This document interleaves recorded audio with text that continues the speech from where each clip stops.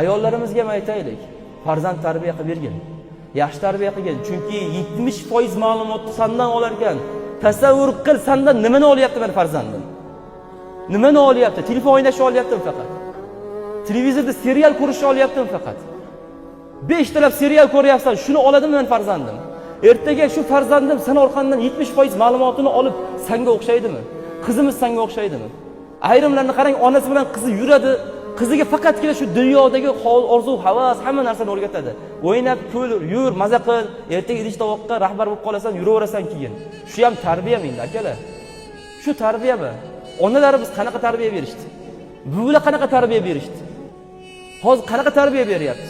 Mana bu telefon eng so'nggi markasi. Bu mana u kiyim, mana u garderobingga hammasini tiqib tashlagan. Hammasi sen uchun. Birovdan seni kam bo'lishini xohlamayman. Qiyomat kuni kam bo'lib qolsa-chi birovdan, unda nima qilasan, birodar? Boshqalarning bolasi kulib, ota-onasining qo'lidan ushlab jannatga kirib ketsa-da, bu bolang o'tirsa kam bo'lib, jahannamga hukm qilindim. Endi javob berasan, dada desa nima bo'ladi o'sha kuni? Sen bu dunyoda kam qilmading, lekin mana u dunyoda kam qilib qo'yibsan-ku mana. 60 yil o'tib ketibdi, lekin mana u abadiy hayotni bir og'iz aytmabsiz-ku menga desa nima bo'ladi? Bir og'iz Allohni tanishtirib qo'ymabsiz-ku. Ilm yo'lini ko'rsatib qo'ymabsiz-ku. Hunar yo'lini ko'rsatib qo'ymabsiz. Halol harom o'rgatmabsiz. Endi nima bo'ladi bu yog'i?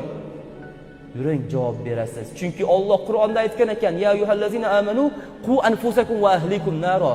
O'zingizni, ahli oilangiz, farzandingiz jahannamdan saqlang degan ekan Alloh. Sizga buyurgan ekan, dadajonim, endi yuring javob berasiz desa nima qilamiz akalar? Lekin juda kam inson ishlar ekanda. Juda kam inson, mayli. Lekin Alloh azza va jalla soqit qilyapti yer yuziga oyatlariga.